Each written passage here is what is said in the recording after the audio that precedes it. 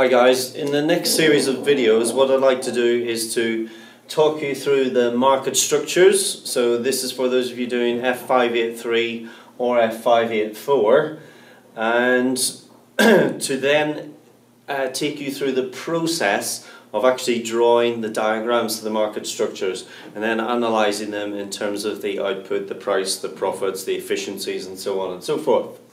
So you need to know about the spectrum of competition. So you need to know about everything from monopoly to perfect competition, stroke contestable markets, and everything in between. So obviously you'll be aware of something called a duopoly. You'll need to know the diagrams and so on for oligopoly, monopolistic competition and perfect competition.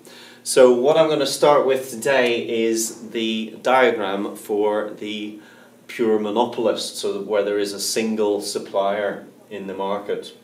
So we know that such scenario would indicate that the supplier is a price maker, and as a consequence the demand curve slopes downwards from left to right in the normal way. So that's our average revenue curve, otherwise known as the demand curve. And we also know that the marginal revenue curve, if you were to take the time to work this out, the marginal revenue curve lies beneath the average revenue curve. So what else do we know here? Well, I've already talked to you about the short run cost curves of a firm, and we know that the marginal cost curve, which is also of course the supply curve, the marginal cost curve is U-shaped, and so we can draw the marginal cost curve on our diagram comme ça. So it's the marginal cost curve, otherwise known as the supply curve. So we've got a supply curve and a straightforward demand curve as well. So you'll know that the profit maximizing level of output, pi max, that arises at the point where the marginal cost is equal to the marginal revenue. The monopolist will maximize its profits where marginal costs equal marginal revenue. So where do we find that on our diagram? Well, we find it here, don't we? So that's where marginal cost equals marginal revenue, the point at which the two curves intersect. And then to get the price, which the market will tolerate, basically, we have to go up to the demand curve. So we take a point down, so this is our profit maximizing level of output for the monopolist. And then we go up to the demand curve to find out what the price is, what the market will tolerate at that level of output. And we can see here that this is the price. So there's your price, PM, and there's your output, QM. I always like, when I'm drawing these, I always like to draw it in this way and to put the curves on in this order. I just think it's easier to do it like this. So you'll know that we're missing something here because we need to work out whether or not this monopolist is making a profit or a loss. We need therefore our average total cost curve, and you'll know from the video which I've done on short run cost curves of a firm that the total cost curve, first of all, it's going to lie here with this being the minimum point, and then we can just take it up either side like so. So that's our average total cost curve, or our average cost curve.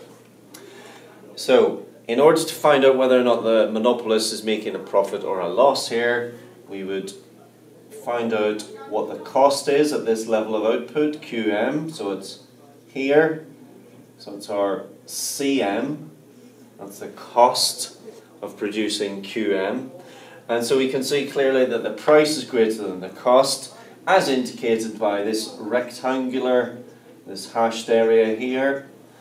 And we know that that is referred to as a number of things, that hashed area. We know that it's referred to as either monopoly rent, or we know in some textbooks it's referred to as abnormal profit, and we know that in other textbooks it's referred to as supernormal profit. So either of those, any of those terms are acceptable really with regard to that. So what about then efficiencies in this monopoly scenario? So you'll know that for efficiencies you're primarily looking at, you're trying to find out does P equal MC? And if it did, then that would be allocative efficiency. Does P equal the minimum average total cost, which you know would be productive efficiency? And if you had both of those together, you would know that that would be referred to either as economic efficiency or Pareto efficiency. Okay, so let's take each of these in turn. Does price equal marginal cost in a monopoly scenario? Well, ladies and gentlemen, at output QM, the marginal cost is here. But that's the price, PM.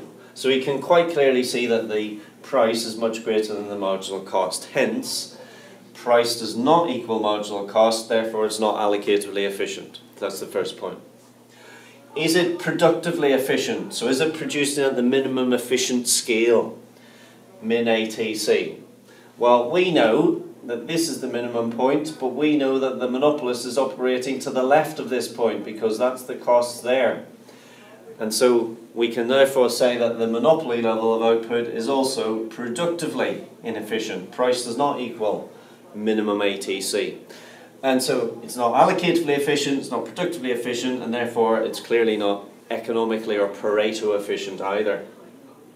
So that's how we can tell that that's the case, ladies and gentlemen, that this is not allocatively or productively efficient.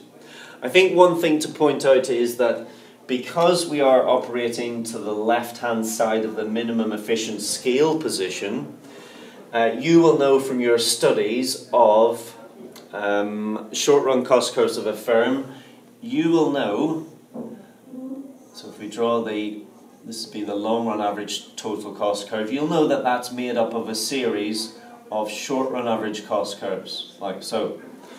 And the fact that the monopolist is operating to the left-hand side of this, say, minimum efficient scale position means that the monopolist could, in effect, increase its scale of production and hence lower its average cost and hence become more efficient in that respect. Now you'll know that being referred to as dynamic efficiency. So there are dynamic efficiency gains to be exploited in the monopoly, because the monopolist could therefore move, let's say they're on this short-run average cost curve, short-run average cost curve 1, they could in effect move to short-run average cost curve 2 by increasing their scale. If you increase your scale, you then move to a new short-run average cost curve, and as a consequence of that, the monopolist could potentially become more efficient, reduce its costs, and potentially reduce its prices. Now, of course, whether or not it chose to pass that cost saving on to the consumer in the form of a price reduction, or whether it chose to simply keep those increased abnormal profits for itself,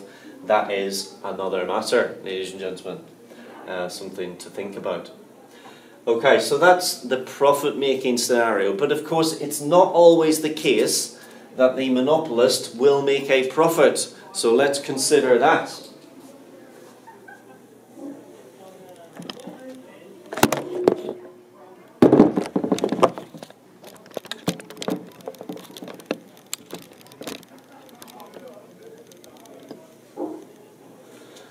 So now let's draw the monopoly diagram, but this time we're talking about the loss-making monopoly.